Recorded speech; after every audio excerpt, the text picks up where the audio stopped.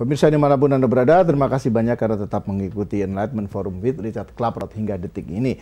Dan saya akan mau langsung ke Pak Richard saja. Pak Richard, ini bagaimana kelanjutannya dari transmutasi energi itu tadi sampai ke Law of Attractions gitu. Karena kan masih ada tahap-tahapan lagi.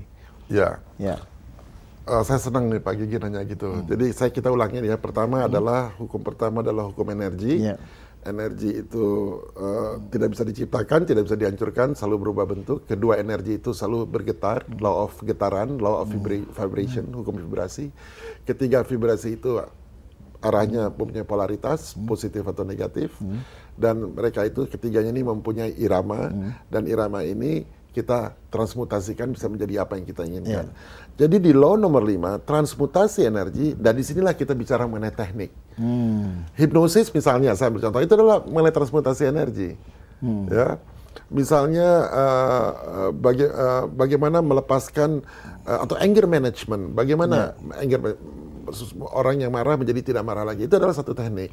Bagaimana menterapi orang, menghealing orang, ini adalah transmutasi energi. Bagaimana merubah kehidupan kita dari kehidupan kita yang tidak berkecukupan menjadi berkelimpahan, itu adalah transmutasi energi. Jadi di law nomor 5 ini banyak sekali tekniknya, Pak. Mau untuk apa saja. Itu adalah transmutasi energi. Kalau kita lihat voodoo, sebenarnya juga voodoo adalah transmutasi energi. Dari yang keempat ini dia mentransmutasi energinya, sehingga bisa menyantet orang, ya. Tapi bisa juga dipakai untuk hal yang positif kan, untuk menyembuhkan orang. Jadi sebenarnya energi ini bisa dipakai untuk apa saja, ya. Selama kita tahu frekuensinya dan kita tahu ritmenya, tergantung polaritas kita mau apa. Jadi transmutasi energi sebenarnya padat sekali dengan teknik. Ini yang tidak diterangkan di buku The Secret. Ini yang tidak diterangkan di Law of Attraction. Jadi Law of Attraction itu hanya bisa berhasil kalau kita menguasai teknik-teknik di transmutasi energi ini. Kalau kita tidak menguasainya, maka Law of Attraction tidak akan tercipta. Karena Law of Attraction itu law nomor 8 dia. Ya. Jadi yang harus kita dalami adalah law di nomor 5 ini adalah transmutasi energi. Mungkin pada kesempatan lain kita akan bicara mengenai detail teknik-teknik mengenai ini. Dan ini mungkin mirip juga dengan lagunya Dream Theater yang mengatakan If I die tomorrow I'll be alright because I believe after I die the spirit carries on.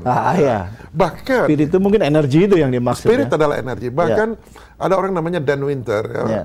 Dia bahkan membuat satu workshop yang luar biasa, namanya Death Technology. Teknik-teknik bagaimana kita menghadapi kematian. Ya, karena kalau teknik kita keliru, maka spirit kita akan keluar ke arah yang keliru juga. Ya, jadi consciousness menjadi sangat penting. Dan sebenarnya pada waktu seseorang mengalami kematian, dia membuat satu alat namanya heart tuner. Itu bisa diukur tuh kapan melepasnya spirit dari tubuh. Ya, dan, itu kan satu teknik sebenarnya ya. Dia dengan tekniknya dia bisa membuat menjadi satu alat. Jadi bisa diukur sebenarnya. Ini yang nomor 5. Tapi semuanya, kelima-limanya ini, nomor 1, law 1 sampai nomor 5, hanya bisa terjadi kalau ada law nomor 6. Law 6 ini apa? Law of free will. Jadi untuk membuat energi itu termanifestasi tergantung dari free will. Besar kecilnya frekuensi tergantung dari free will kita. Polaritas, apa yang kita pilih tergantung dari free will. Ritme juga tergantung dari free will kita. Kita kan bisa punya ritme mau marah-marah atau mau sukacita, tergantung dari kita. Dan transmutasi energi tergantung berhasil tidak tergantung dari free will kita. Apa bedanya free will dan free choice? Ada bedanya. Kalau free choice berarti pilihannya itu sudah diberikan. Ini Anda ingin minum A atau ingin minum B. Ya Anda harus memilih A atau B, terbatas. Tapi namanya free will, Anda ingin minum A atau minum B, Anda bilang enggak, saya nggak mau minum dua-duanya. Saya mau minum C, atau saya tidak mau minum. Itu free will. Jadi free will menunjukkan dia punya kebebasan berpikir yang tidak terbatas, yang tak terbatas. Free will ini menjadi sangat penting. Karena tanpa pemahaman bahwa saya punya free will dan saya punya kekuasaan yang terbatas, maka transmutasi energinya juga tidak akan terjadi kalau kita tidak berpikir seperti itu. Jadi di situ yang disebut juga iman, sebenarnya faith, itu juga berdasarkan free will kan? Belief system itu berdasarkan free will juga. Jadi free will. Nah, ada kalau namanya agama itu apa? Free will atau free choice? Free will saya kira. Kemauan kita. Kemauan kita. Tapi ternyata pada waktu kita lahir, dari kecil kita dididik oleh orang tua kita harus menerima agama yang diajarkan oleh orang tua kita. Ya, jadi kita tidak diberikan free will, kita bahkan tidak diberikan free choice juga. Iya. Nah, kalau kita tidak berikan free choice, bagaimana kita bisa melakukan 5 hukum tadi? Karena kita aja tidak berikan choice. Nah, jadi ciri-ciri orang yang mempunyai free will, ya umumnya ketika dia sudah berani melepaskan ikatan-ikatan kekeluargaannya, doktrinnya, belief systemnya, berani mulai mempertanyakan. Nah, itu sudah bagus kalau dia mulai mempertanyakan. Ya, betul nggak belief system saya seperti ini? Betul nggak doktrin yang diajarkan oleh guru saya seperti ini, oleh orang tua saya? Betul nggak kultur di mana saya hidup seperti ini? Ketika kita mau mempertanyakan itu, berarti kita sudah bertekad dari tadinya tidak punya choice, kita punya choice.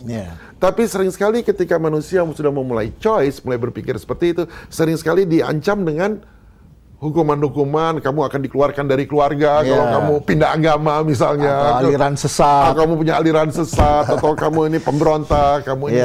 Demikian juga di government kita, ketika banyak mahasiswa-mahasiswa atau pemikir-pemikir kita punya pemikiran-pemikiran individu, dianggap ini